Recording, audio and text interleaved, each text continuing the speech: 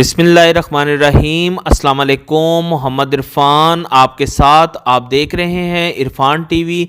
आज आप लोगों के लिए बहुत ही ज़बरदस्त रेसिपी लेकर आया हूँ, टिंडे मसाला। ये बहुत ही मज़ेदार, बहुत ही ग़ज़ाइयत से भरपूर रेसिपी है। बस आपने इसको मेरे तरीके के मुताबिक फ़ॉलो करना है और जो स्टेप मैं आपको बताऊँगा उसके मुताबिक आप फॉलो कीजिएगा तो इंशाल्लाह आपकी ये टिंडे मसाला बहुत ही मज़ेदार और बहुत ही आसान और स्पेशल रेसिपी के साथ आप इसको बहुत आसानी के साथ घर में ही बना सकते हैं।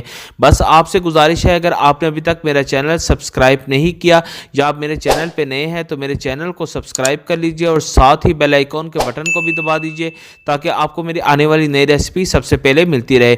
तो चलते हैं हम अपनी रेसिपी की तरफ। बिस्मिल्लाहिर्रहमानिर्रहीम। टिंडे लिए हैं मैंने 2 किलो और इसको अच्छी तरह मैंने वॉश करके इसको मैंने छील लिया है और इसके मैंने छोटे छोटे टुकड़े काट लिए हैं।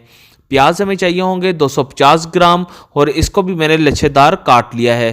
टमाटर हमें चाहिए होंगे तकरीबन 150 ग्राम 3 अदद और इसको भी मैंने छोटे छोटे टुकड़ों में काट लिया है।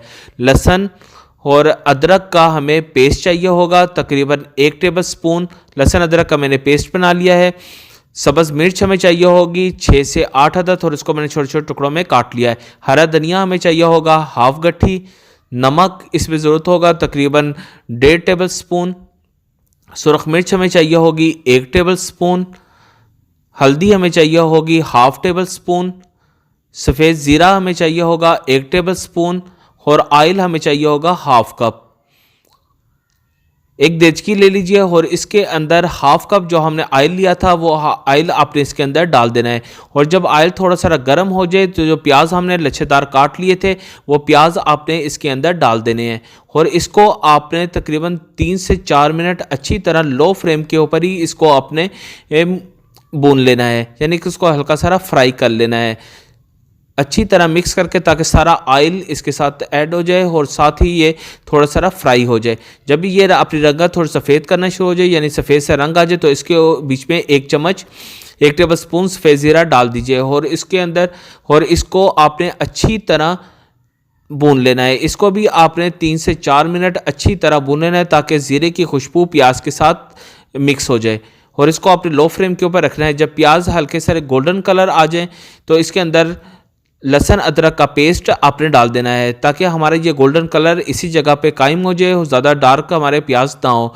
तो लहसुन अदरक को भी आपने तकरीबन 3 से 4 मिनट अच्छी तरह आपने फ्राई कर लेना है और इसको भी आपने लो फ्लेम के ऊपर ही फ्राई करना है, यानी कि हमने सारी जो चीज़ें फ्राई करनी है वो लो फ्लेम के ऊपर करनी है ताकि इसकी ग़ज़ाइयत में कमी ना आ जाए। तो फिर इसके अंदर टमाटर जो हमने छोटे छोटे काट लिए थे वो टमाटर भी आपने ऐड कर देना है और इसको भी आपने 3 से 4 मिनट अच्छी तरह लो फ्लेम के ऊपर ही भून लेना है। जितनी अच्छी हमारी ये हांडी भुनी जाएगी हमारी सब्ज़ी उतनी ही मज़ेदार बनेगी।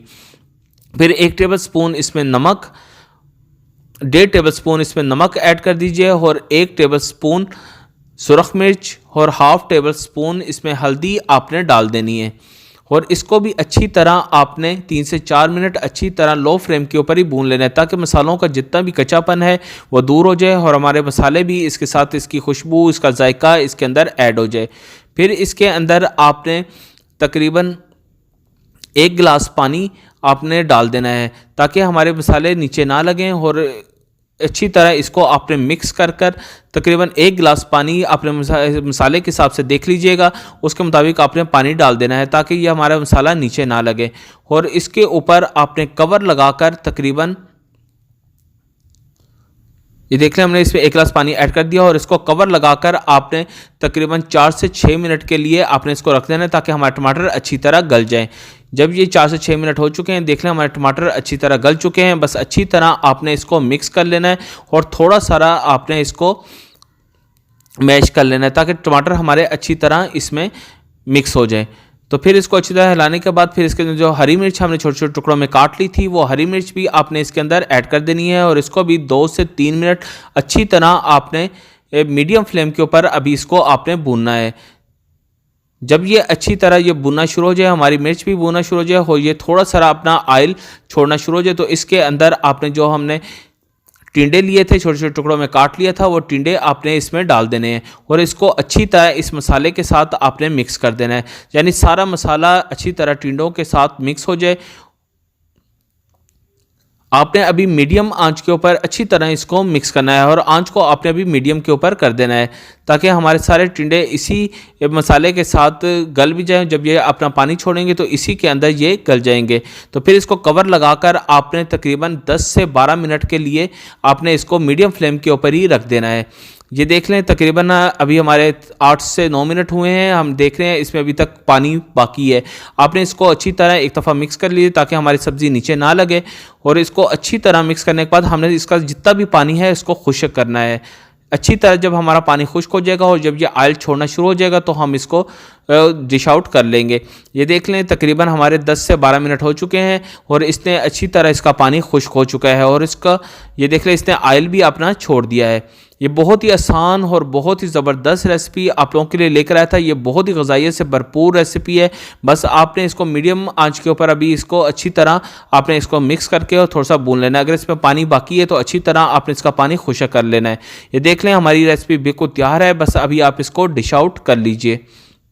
टिंडे बहुत ही मज़ेदार बनते हैं और जायके में बहुत ही करारे होते हैं। और ये जिस तरीके से मैंने आपके लिए ये रेसिपी लेकर आया हूँ बस आपने सेम इसको मेरे तरीके के मुताबिक फ़ॉलो करना है तो इंशाल्लाह ये टिंडे मसाले आपके बहुत ही मज़ेदार बनेंगे। तो आपने ये रेसिपी ज़रूर बनानी है और उसके बाद फ़ीडबैक से ज़रूर बताना है कि आपने ये रेसिपी बनाई तो आपकी ये रेसिपी कैसी बनी। अगर आपको किसी और रेसिपी की ज़रूरत है तो फ़ीडबैक से ज़रूर बताइएगा। अभी मोहम्मद इरफान को इजाज़त दीजिए। अल्लाह हाफिज़।